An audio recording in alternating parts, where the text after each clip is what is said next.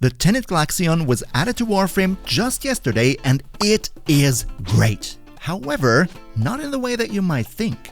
So in today's guide, I'm gonna tell you everything you need to know about the Tenet Glaxion. We'll have builds, both budget-friendly as well as endgame options. And most importantly, I'm going to show you why the Tenet Glaxion is so special that it might even redefine the meta for some setups out there. As always, big shout out to all my generous channel members because they keep the lights on. And now, let's jump right into it.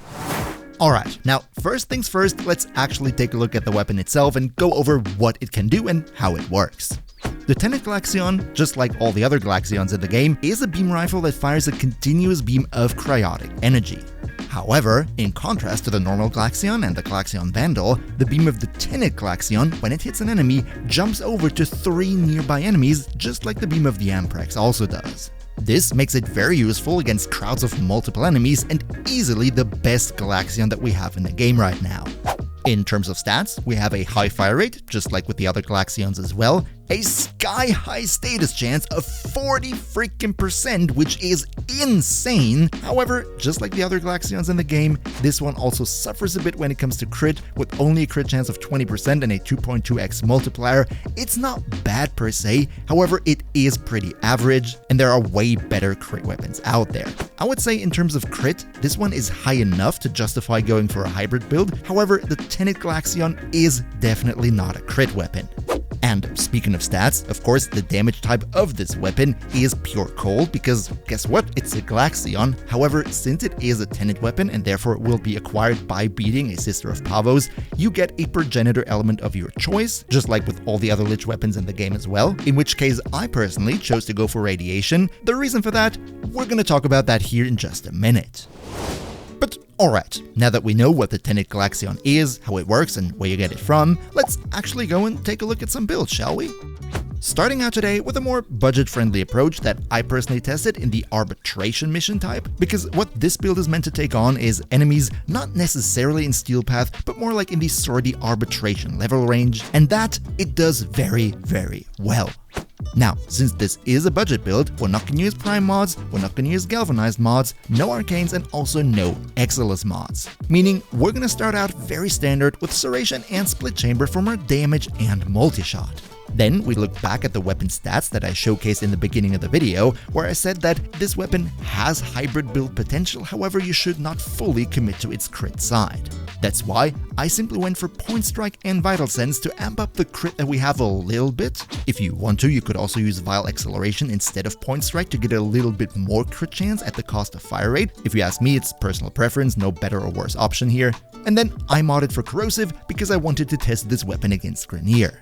Now, when it comes to the element, given the fact that our base status chance of 40% is already that sky high, we don't really need 60/60 mods for this build to amp up the status chance even higher, which is why I personally went for 2 of the big 90 elemental mods to give me more damage, and that really shows. Finally, I added another mod for Fire Rate, meaning it would heal even more DPS, and the last mod slot is pretty much up to personal preference. I went for Malignant Force to double down even more into Corrosive, but you could use whatever you like. This one right here would be the full build, and I would be super duper happy if you could maybe spare a like, because it helps the channel big time with the algorithm, so cheers so much for your support. But now, let's take a look at a more, let's say, potent build that is capable to go higher into Steel Path.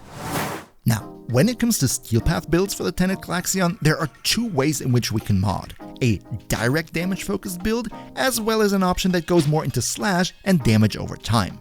Let's look at the direct damage build first. In contrast to the budget build, here we of course use a primary weapon Arcane to give us more base damage. I personally went for primary Deadhead, but you could definitely also use another one if you like. And because of that, we don't need Serration anymore, and therefore I used Galvanized Aptitude. Also, I switched out Split Chamber for Galvanized Chamber, because Galvanized Chamber is simply the superior mod. Critical Delay and Vital Sense for the crit portion of the build. Again, Corrosive with Infected Clip and Stormbringer. Prime Bane of Grineer for that fat 55% faction damage bonus. And finally, Vile Acceleration to really amp up that fire rate. In the Exilus slot, I went for Sinister Reach to really increase the length of the beam so that we're able to hit enemies even when they're on the very other side of the room. This right here would be the full build if you want to go into direct damage, and as you also see in the gameplay in the background, this one is definitely able to take on Steel Path Grineer and clear whole alleyways and rooms really quickly. So much for the direct damage. However, if you want to go up against even higher level enemies that have even fatter armor, then it might not be all that attractive, and you might want to opt for a more slash-based approach because, as we all know, bleed status effects from slash ignore armor entirely. When it comes to slash damage over time builds, of course, we're not directly killing the enemies with our gunfire anymore.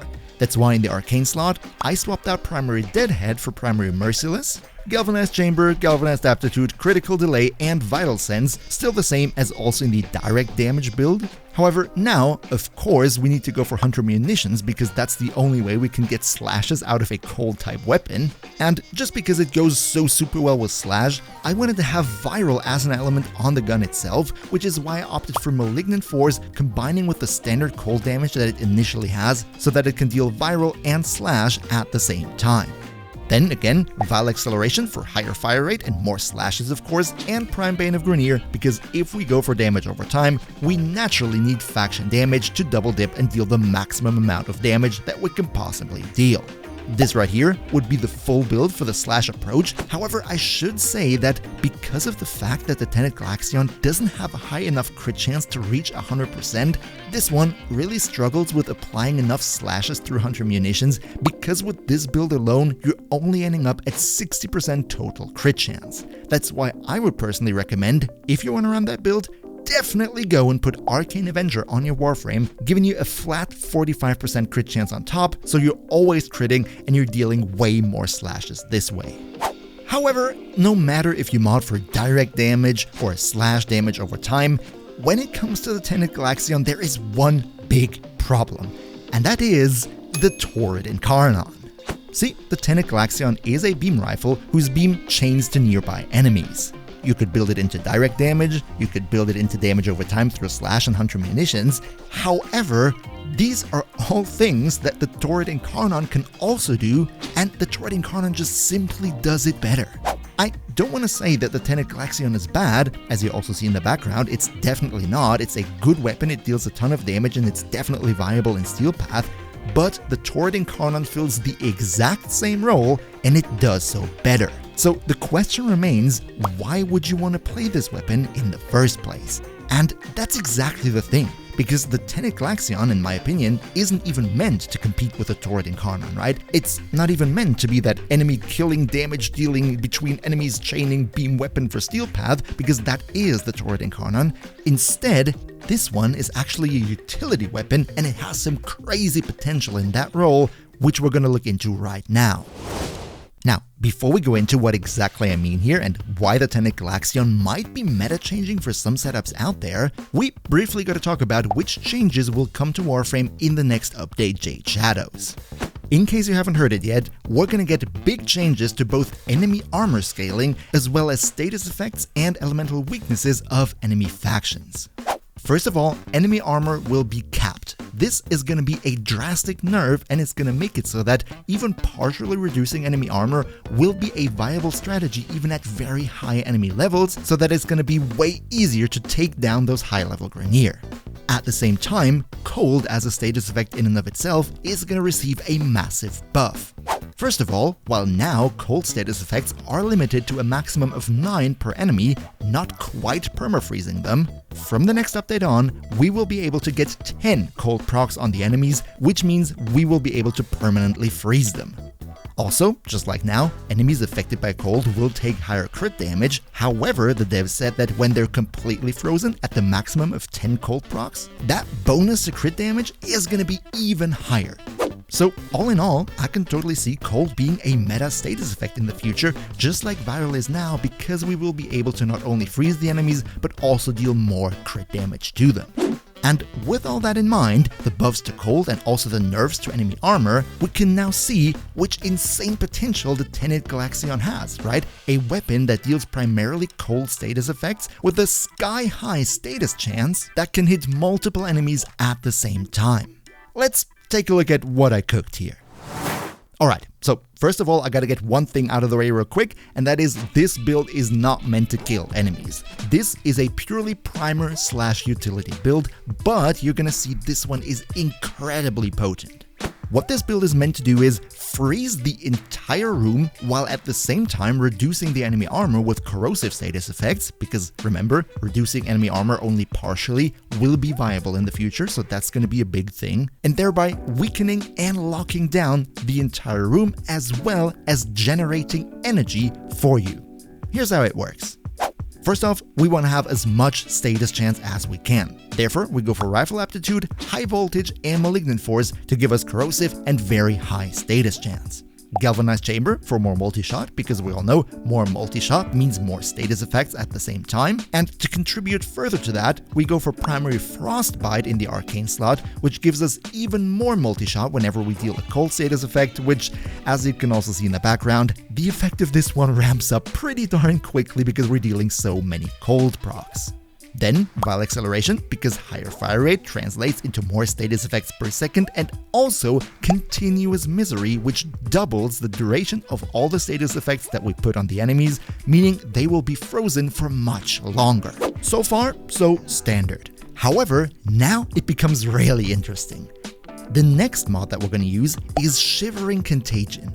What this one does is, whenever you apply a cold status effect to an enemy, you have a 30% chance that this cold status effect is going to be spread to other enemies in a 15-meter radius.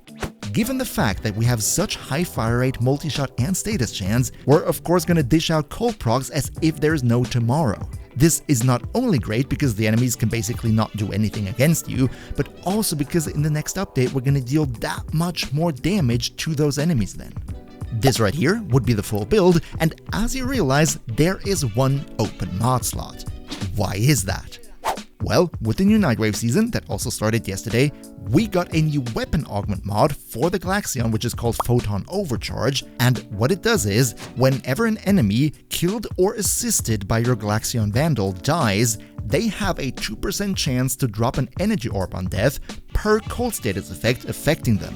In other words, when the entire room has 10 cold status effects on them being permanently frozen, then every enemy dying will have a 20% chance to drop you a health orb. This is going to be really huge, right? You could generate tons and tons of energy with just your Tenet Glaxion alone.